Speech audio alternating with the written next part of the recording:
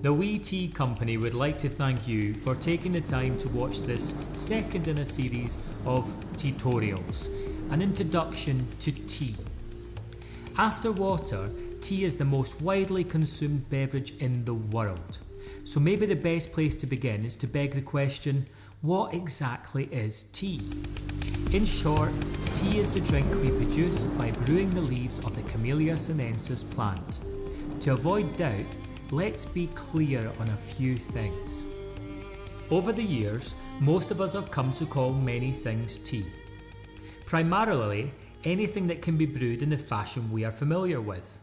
Peppermint tea, chamomile tea, rose tea, fruit tea, etc. The reality is that strictly speaking, these are infusions and not tea.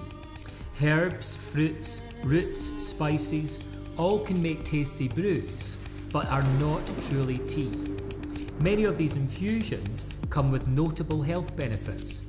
For centuries, mint has been used to settle stomach complaints and aid digestion. Chamomile is often associated with aiding relaxation and sleep.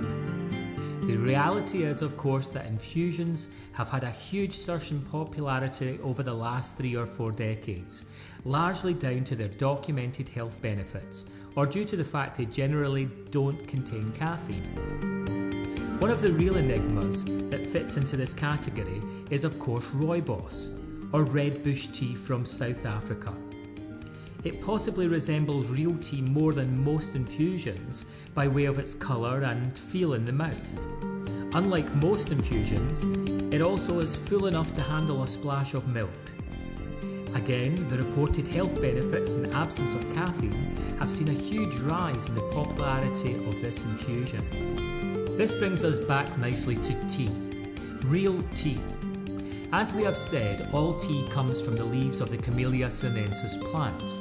This means the various types of tea we come across are produced and created in the processing of the tea leaves. The main types of tea are white tea, green tea, oolong tea and black tea. Yellow tea and post-fermented tea make up the 6 types of tea, but these are much rarer. As the weeks go on, we will look at the different types of tea in more detail. There are many techniques used to process tea, and often the level of manual input will determine the quality of what is produced. Much like wine, other factors that can influence the processing of tea include soil type, the weather, elevation, or for want of a better expression, the terroir. Some of the most famous teas in the world, for example Darjeeling, is assigned its characteristic flavours by the unique growing conditions it experiences. The main tea growing countries of the world include China, India, Kenya and Sri Lanka. Other significant tea producing countries include Turkey, Vietnam, Japan and Argentina. At this stage we can include Scotland as a tea growing region too. Camellia sinensis was first commercially grown in Scotland on the Wee Tea plantation.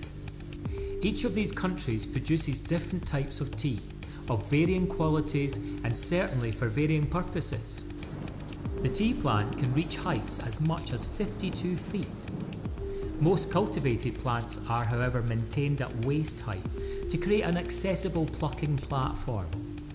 The leaves picked are usually only the freshest new growth, in particular the 2 top leaves and the bud.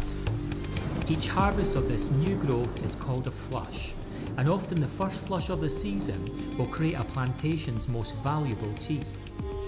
So there you are, the journey from soil to cup is far from a simple one. Join in next week to see how the fresh leaf transforms into our more familiar favourite brew. Thanks for taking part.